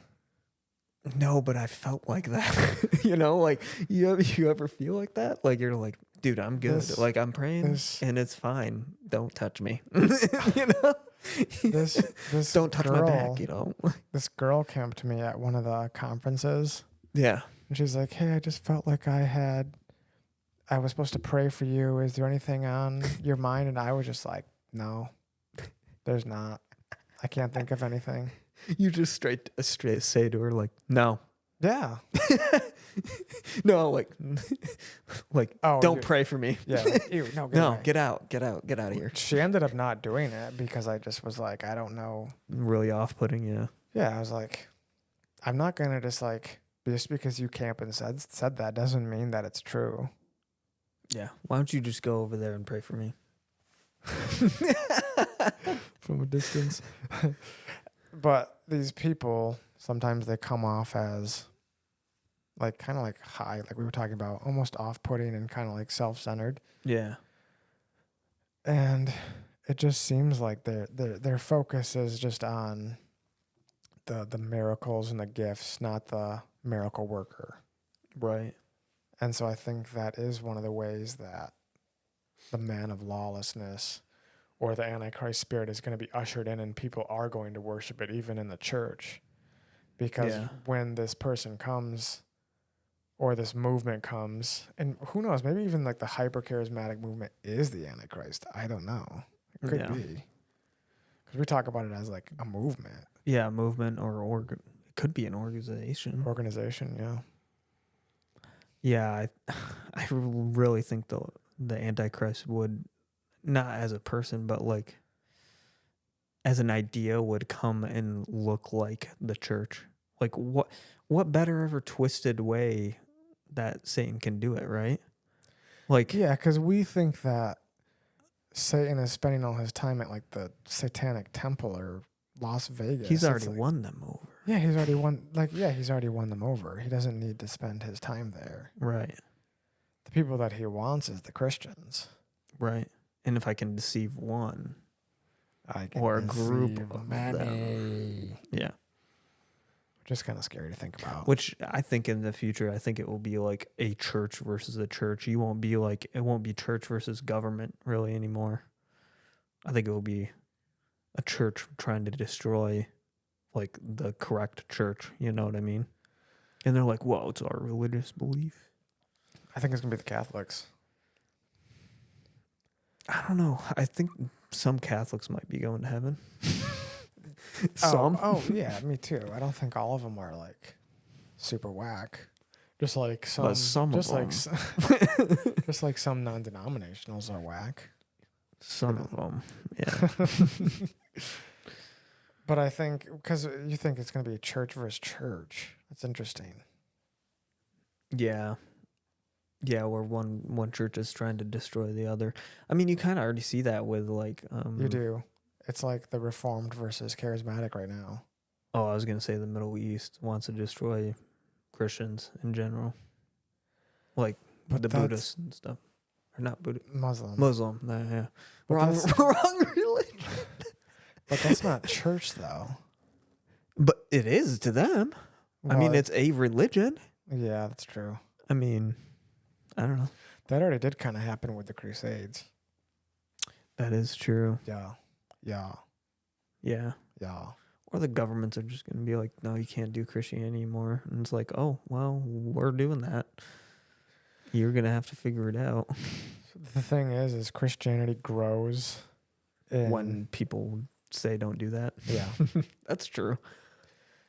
That's how it is in China. It's actually kind of sad here because in China, they're not allowed to worship, but they get up at 4:30 every day and worship for like 2 hours every day. Yeah. And then here we can barely make it on Sunday. And then we wonder why America is crumbling. Yeah. It's true. Like the pastors always make jokes. Oh, we're going to be here till 2 p.m. today. And it's just like, and everyone's like, maybe we should be. Yeah, exactly. And like everybody's like relieved that he's joking. Right. But at the same time, isn't Sunday supposed to be, or not even necessarily Sunday, but the Sabbath, supposed to be the day that we take and rest and worship? Yeah. But on our Sabbath, we're watching football. Mowing lawns. It's weird there's games now, like baseball games in town. I thought you were going to say that's weird there's gay people now. Like, I don't know why you said games, but... Well, that's sorry, always maybe you got to weird. take that out. Nope. It's leaving in uncensored. All You're right. in trouble now. Yes, uncensored. I'm going to make you censor. I'm just kidding. We're probably already canceled from our last episode anyway. You really think so? No. Dang. When I think about it, it wasn't really that bad. It was just like fun. Yeah. You reminded me though, I ran into like not a cult. I wouldn't say a cult, but like what are those that are like our father Joseph or whatever, and they have different names? Saint Joseph or whatever, you know. Those like, are Catholics. No, but it's not. It wasn't that one. It wasn't Catholic. It was like out in the middle of nowhere, dude. And they built like a huge like complex, bro. And I just went to visit because I was like, I'm kind of curious. And I knew there was coffee there. So Wait, where was this? it was I think it was in New Mexico. Okay, so it's not Mormon because Mormons don't drink coffee. Yeah, they definitely drank coffee. Mormons? No. I'm saying at this place. Oh, right. I have like Our pictures of Father. it. It's like a huge, like, it's Saint something. I don't You remember sure it what it wasn't was. a Catholic cathedral? I don't think it's Catholic. Because usually Catholics are like named after Saint something. But I talked to the guy there for like a while, and he was like, "Oh yeah, this is our like sect, I guess, whatever." And he's like, "Yeah, I've been here since I was like 19." He's like, "I don't know." He was close to my age, and they like give up everything, like all of their money, everything. What the heck was that? I'm just like, I don't know if that banging is. It's probably just like people living. Yeah, hopefully. I really don't think we're being that loud. I didn't think we were. No. But maybe we should No, it's really not that loud. listen to it. Yeah, I have no idea how. No, I don't think we're being that loud. Continue.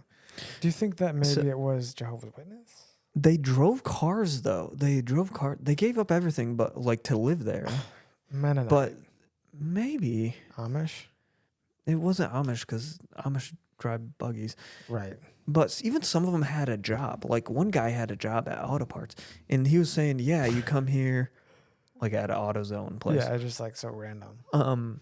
I saw it on the side of his truck. It said AutoZone. That's why, as it drove by.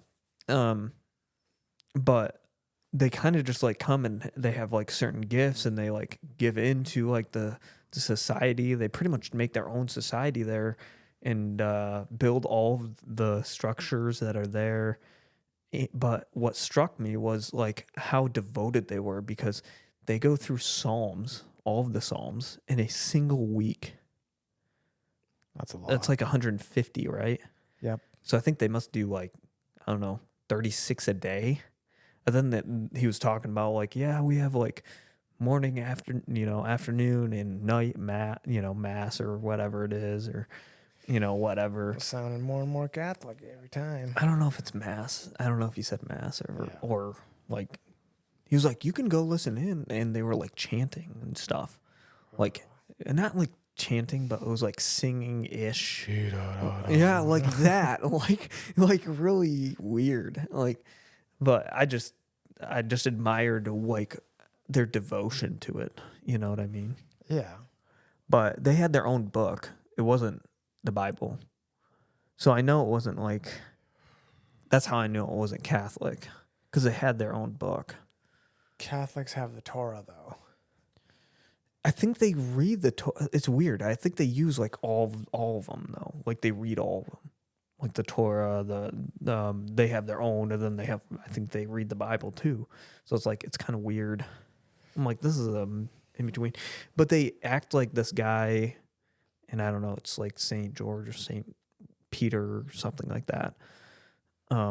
Is like their savior, like Jesus Christ is for us. Like they act the same way. Is You know it what I mean? Joseph Smith? Maybe that's Joseph. Okay, then Smith? it would. This one's hard because that sounds Mormon. Because Mormons have their own book, Yeah, maybe it is Mormon. and maybe some of them drink coffee, and they always have very nice temples. And the guys and the girls were separate dorms too. Like it's not like you married and you get like a woman or whatever. They had separate dorms. Anyways, That sounds Mormon, and especially because it's in Yeah. New Mexico, which is close to Utah. yeah, maybe it is. But a lot of Mormons don't drink coffee, but they do have their own book, Mormon, the Book of Mormon. And they still think that Jesus is Savior, but they give Joseph Smith, like, they put him very high. Yeah, maybe it's just like a lead off of that, and they kind of keep other things. Like they kind of create their own little society. Do you have a picture of it that we can look up after this? Yeah. Okay. Yeah, I would have to search a little bit, but I'll put it in the description. Like, we discussed this at this time. This is what it is. Because we're not gonna find it right now. what'd you just do? I muted my mic. Oh, I thought you muted mine because all of No. a sudden I cut out. Yeah. No, Okay. I did not cut you out. Anyways, where were we going with that? With what? We keep on getting off topic. I don't think we were getting off topic. Or not off topic, but I guess it was a story like a- about what you were saying. It was a branch off of what? We were talking about a bunch of other religions, like, whether we thought Baptists were like, or Catholic were going to be Right. Yeah. going to go to heaven.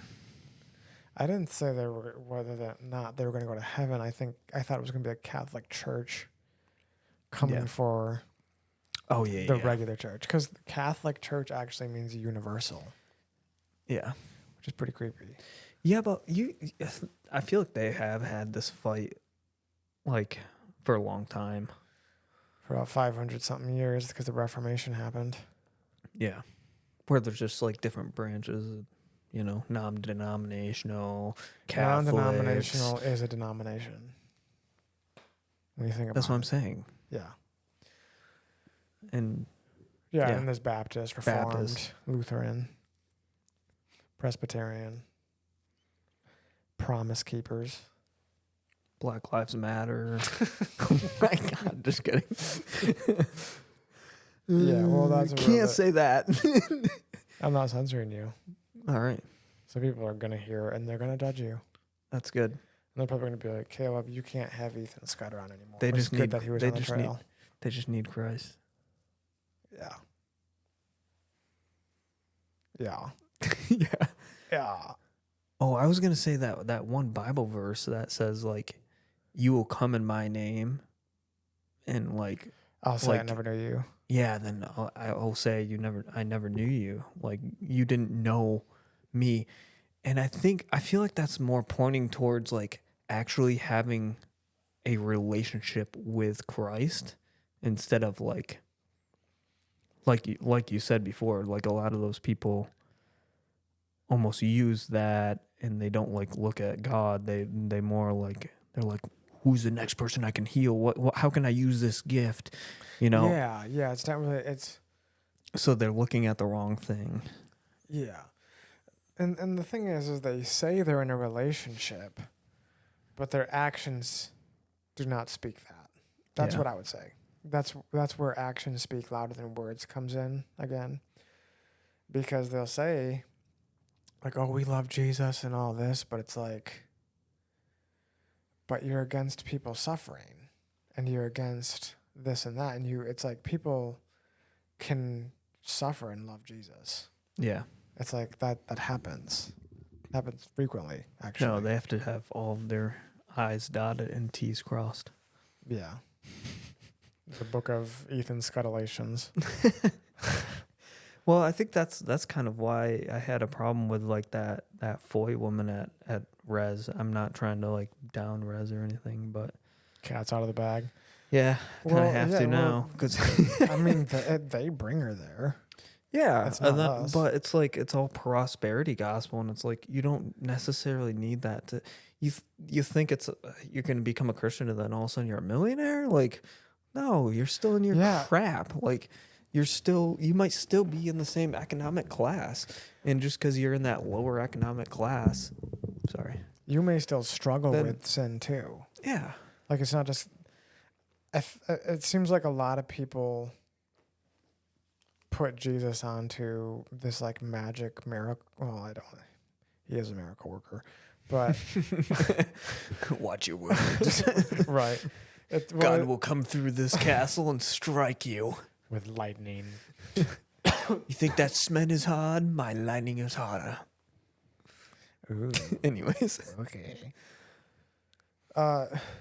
They think they just accept him and then boom, everything changes right away. Yeah. But then I feel like people experience that and that doesn't happen. Right. Then they're like, well, why do I need this? Yeah, I feel like it turns them away from. Yeah. If you have someone up at the pulpit saying, you come to Jesus, you're going to get rich, or your goals and dreams are going to come true. Yeah. And they're like, dude, I want that. Yeah, give me that. I'll take Jesus right now. Sign me up. Give me the paper. Yeah, if I was in a desert and I needed water, I would definitely take the water. Right. Like, same whatever I got to do, I'm in now. And then they accept Jesus, and then none of that happens. Yeah. And so then they get turned away from church, and then they go affirm everybody else who hates church. Yeah. They're like, yeah, I went and they said this. They're like, see, I told you that's how it was. Yeah. And then those people aren't going to come. So I feel like it's actually like hurting the church. Yeah. But the thing is, having people like that come into your church brings money. It's true. Because people want to give. And a lot of Granville is kind of that way. I mean, they're a pretty rich area. Let's be honest. Yeah. Except for maybe where you live. You're on the edge. Yeah. I'm on that the different margin. Not margin. What is it? Margin? I can't believe I just said the fake butter thing. On the line, I don't know. Yeah, margin. A different margarine. Yeah, different margarine. No, a different margin. Dude, you got butter? Yeah, I can't believe it's not butter. But yeah, and I think like they. Now we should preface that with like saying like it does things spiritually, but not necessarily like metaphysically. You know what I mean? Like I feel like we should have a disclaimer in there because if we're leaving that out, right? Where people might take this and be like, "Wow, maybe I shouldn't be a Christian" or something. Right? Yeah. No, yeah. There's definitely the spiritual aspect. Yeah, where you come to Jesus and it's not that you no longer want to sin. You get to a point where you no longer want to. I think. Yeah. I don't think it happens right away, but I think when you walk with Jesus after some time, it's like it's no longer a chore not to sin. It actually feels good not to. Yeah. And I think that is a spiritual thing. I really do. Yeah. But I think that comes with time. And so we need to amen, dude. Preach it. Come on. Dude, how are you not a pastor? I do not want to be a pastor. See, those are the people that he chooses. Yeah. Think about Moses. Yeah, well, that was Moses' story. It ain't Caleb's.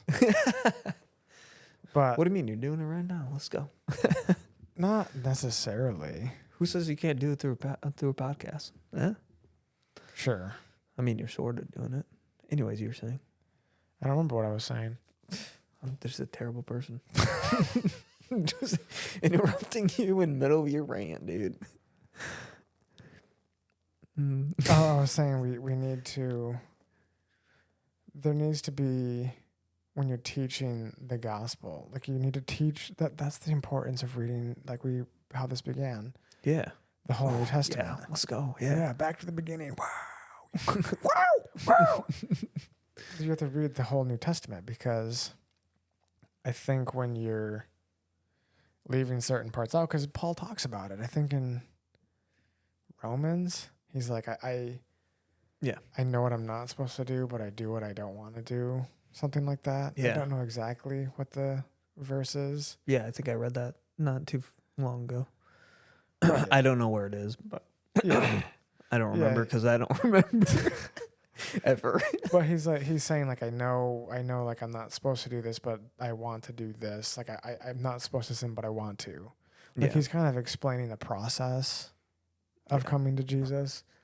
And I think if we taught more in depth of New Testament, but all the mega churches that I have been to only preach like those buzzword verses, like the popular ones. Right. Like a lot they don't teach really the brimstone and fire verses that we think of. Yeah, or even just like in depth ones. Like it doesn't necessarily have to be brimstone and fire. I feel like a lot of the New Testament is like self-explanatory. If you just said that in church, you'd be good enough. Like, you mean when you read it in context? Yeah. Like, yeah, like literally just read it. Like that's all you have to do. Like it's that simple. I don't know. But it's you don't even have to explain it. Right. But you do when you read it out of context, and then they make up what they wanted to say. Yeah. And then it's the wrong message. Yeah. Yeah. I feel like getting back to the gospel, is I feel I feel afraid for the church that I'm at now, because like Peace Church out in Granville is getting bigger, or in Middleville is getting bigger. And it's like, man, I don't want it to go down the same roads that I've seen other bigger churches go.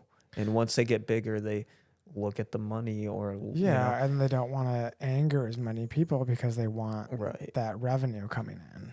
Where I'm like, I just hope they stay with the gospel first. And they have, and even when I got back, it was like the first week that I got back, he was just like, he brought up the gospel. Like in the message, and I was like, yep, this is where I'm meant to be, you know what I mean? So right now it's still good. Yeah. In other words, I'm saying like right now there's still, even this last Sunday, he brought up Jesus on the cross again. It was like, yeah, he puts it in every single one. Bring it back to the gospel. Yeah. Why is this important? Bring it back to the gospel. Yeah, because when you don't, it's not preaching. It's true. It's your opinion. Yeah. And we're not looking at Jesus at that point. We're looking at ourselves. Yeah. And there is, it doesn't mean that it's going to fail just because it's growing, because there is some mega churches that still hold to a true biblical gospel. It is possible. So I think there's hope for Peace Church. Yeah. As far as the church that I go to, he said he doesn't want to like expand the church that he's at. He wants to make another branch because he likes being able to know everybody in his congregation. Yeah. And I mean, Peace did that once and they still grew up too big where they're expanding the building. Yeah, I'm sure it happens, but I'm thinking he's probably going to make it like more local. What do you mean? Oh, you mean for your church, right? Okay. Like he's probably not thinking, I'm going to build one out in Holland. Yeah. He might build one close to Byron Center again. Yeah. And just have it be. Yeah. Keep it real close. Yeah. Yeah. And then have another pastor. Just have it next door. You're like, that's our south campus. This is our north campus. Right. We're going to build the east and west someday. But it is really nice when you have that small congregation because everybody knows each other. The pastor knows everybody. I mean, like baptisms are a huge deal. Like the pastor himself gets in the water and has somebody come in, and the person that's getting baptized is dressed in a big white gown, and they say their name and everything, and it's like a very personal and intimate experience. Yeah, that's cool. Yeah, and I don't think he wants to ruin that. I think he wants to keep that. Yeah. Can I bring up something kind of on the same topic, but No, a little bit different? no. Oh, okay. Yeah, you can. Thanks, Caleb. What do you think about, even in your church, or like we talked about res, we talked about peace, like who is the successor? Like, do you think that they come to a problem when it's like I don't know how old your pastor is. Is he getting older or not really? He's like a kind of young He guy. looks to be maybe 40-ish. Okay, so he's about 100. Just kidding. Okay, 40. That's still pretty young. I don't know. I guess Rez Maybe like, a little older.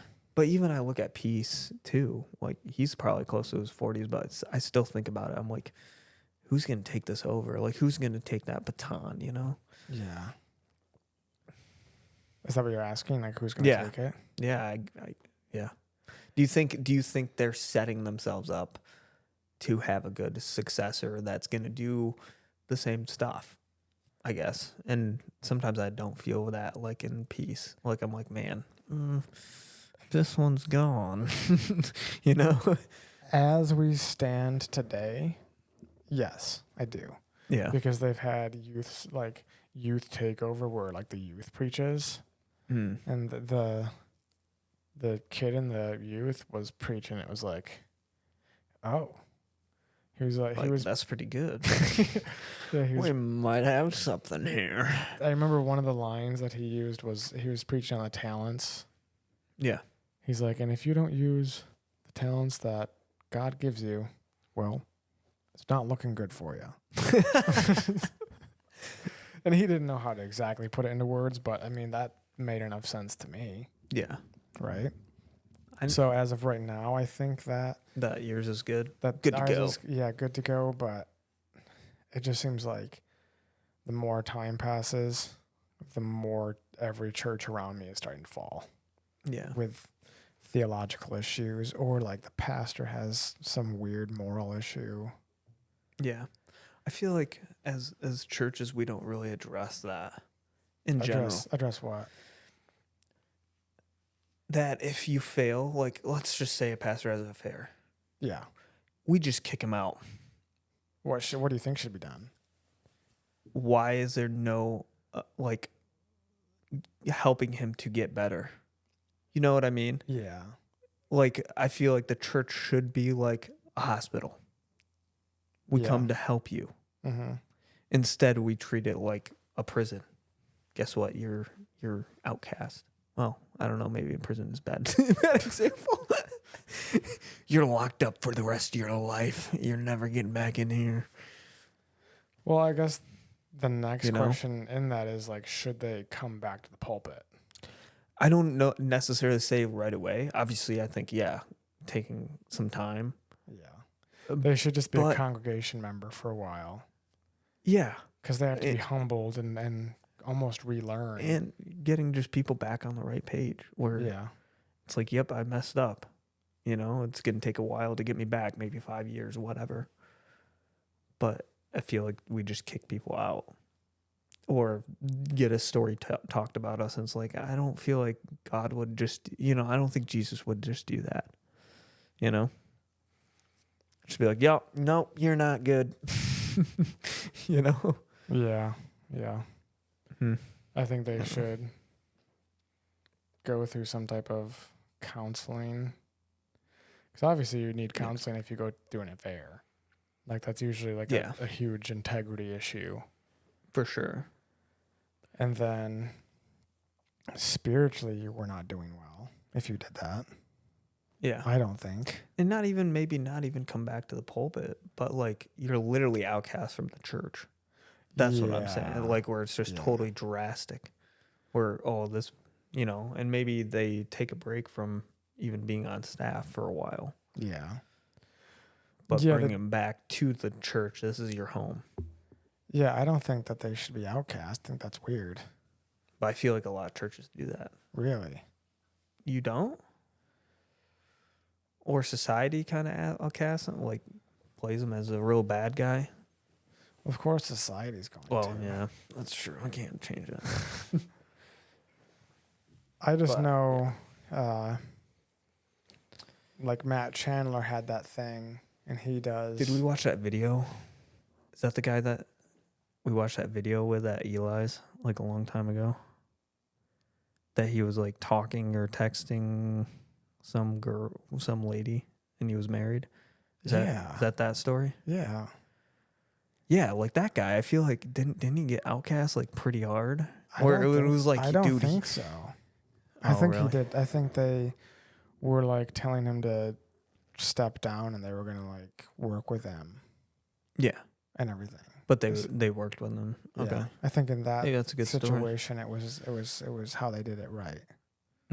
Yeah, yeah, and that's one example. But who was it? Elevation Worship, Elevation Church, I think. Yeah. Wasn't it Elevation Church that they had like that big scandal? Like the two head pastors. Hillsong? Oh, Hillsong. Is that what I'm saying? Yeah. Wrong stuff. My Oh yeah, man, we mine watched that is- documentary. Yeah. Yeah. Where it's just like, I get that you're pushing pretty hard, and I understand that, but like, didn't he get totally like chopped off? I thought he did in that. I think so. Like, from not only from Which- society, but the church probably just like, Yeah, which I think the church is, in that sense, caving to society. yeah. Because society wants them to kick that pastor out. Like, oh, he did so wrong. He should not be part of you at all. Get rid of him. Yeah. And so really, like, the church is falling to society Mm-hmm. and doing what they want to do to appease them. When in Yeah. reality, they should have taken him in and said, and work with him. Yeah. Like, let him just be like a congregation member. Like, he can attend church, but he's not on staff right now. Mm-hmm. Yeah. But I agree. yeah, I think they didn't do that because they want to please the world, which is crazy to think about. Yeah, and it's just having an internal investigation about it and then figure it out. Figure it out, dude. Figured it out. Little Canadian there. Yeah. Figured it out. You know, some people on trail, they always say it. They always think that I'm from Canada. Really? Yeah. Why? Because they hear my northern accent. We have northern accents. Yeah. Do I? Hard. Yeah. So if I went somewhere, they would know. If you But went we don't somewhere say- like somewhere where? Yeah, we're different. We don't say like a boot though. A boot. A boot. A boot. About. It would be like about. But when we were in Kentucky, I those think- kids did not know what we were talking about. Remember that? Yeah, so that's true. What do you mean they didn't? Oh, we talk fast. Yeah. That's what it is. We talk really fast, and they talk a little bit slower down south. They got the draw. They got that light, laid back drawl. Just We like when we also were playing euchre and that DNR guy was just like, "Oh, you guys got some cards going? Well, nobody's in trouble here. We just were talking about how we're having like some more exploration for some caves tomorrow, the ones that are less popular." And he was just like really nice. yeah, Like not like the DNR here. Which like, hey, you guys gotta keep it down. that was totally funny when he said that. Like I laughed internally. I was It like, was. I didn't think I was in trouble anyways. Like we'd probably get up and beat your. Anyways. Well, normally when the DNRs approach you at a campsite, it's like you're being too loud or something. Oh yeah, that's Yeah. true. Yeah. So I think that's why he lied with that. Oh yeah, he told us about some viewing thing. Yeah. Yeah. Yeah. Now I remember what you're talking about. Mm-hmm. What was I talking? Oh, our S's, we say them really hard. Like when we sing, you'll notice it if you go to a church service, and you'll just hear the S's. Like you won't stop hearing that. And then our T's and our D's are like kind of like hard too. Like we emphasize them a lot. And You know what I mean? singing? Well, especially singing with the S, but maybe not as much with the T's and D's. I But feel like my T's aren't that hard because if I say like heart, I'm gonna be like heart. yeah, T. My That heart. heart. My heart hurts. Heart. Yeah, but most people say heart, I don't though. and so like that hard T or hard Hard. D. If something's Anyways. hard, you have that. I don't. If something's hard, I'm gonna be like, saying, oh, that's hard. I'm saying most Michigan people do. In the S's, especially the S's, like we have hard S's, like Snake. Snake. Yeah, and I'm saying That's hard S. I'm saying I don't have a hard T or D. Okay, I think you do. But okay, like I'm saying, like, oh, that you hurt me. That's not a hard T. Yeah. This would be you hurt me would be. But if I'm like, how I normally talk is, oh, that hurt. It's almost like Well, maybe you're just an anomaly there, Caleb. Yeah, maybe I am. You're just Anomaly. Yeah. Anyways, I actually went down to what's in Kentucky? I thought it was St. Louis. Wait, St. Louis is Kentucky, isn't it? Missouri. Yeah, St. Louis, Missouri. And there was Kentucky people there, missionaries there, and they were like, yeah, you have an accent. And we were like, we think you have an accent because you're Southern-ish, that like slower, kind of like y'all, and like all that. Yeah, y'all. And We conformed really quickly to Kentucky accent or Southern accent. Like within a week. We were only down there for a week, and like when we came back, we sounded. So I used to go to a smaller church when I was younger. It was right next to Hudsonville High. It's no longer there. It used to be right next to Hudsonville High School. Mm-hmm. But yeah, we went down there for a mission trip just to help out. I mowed a bunch of lawns. It was fun. Nice. Yeah. So Florida. No, I'm just kidding. Florida. Yeah. Oh, Hurricane. the hurricane. Just because we were talking about missionary work.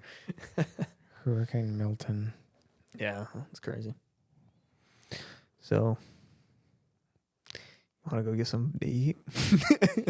That sounds kind of nice, actually. Yeah. Yeah.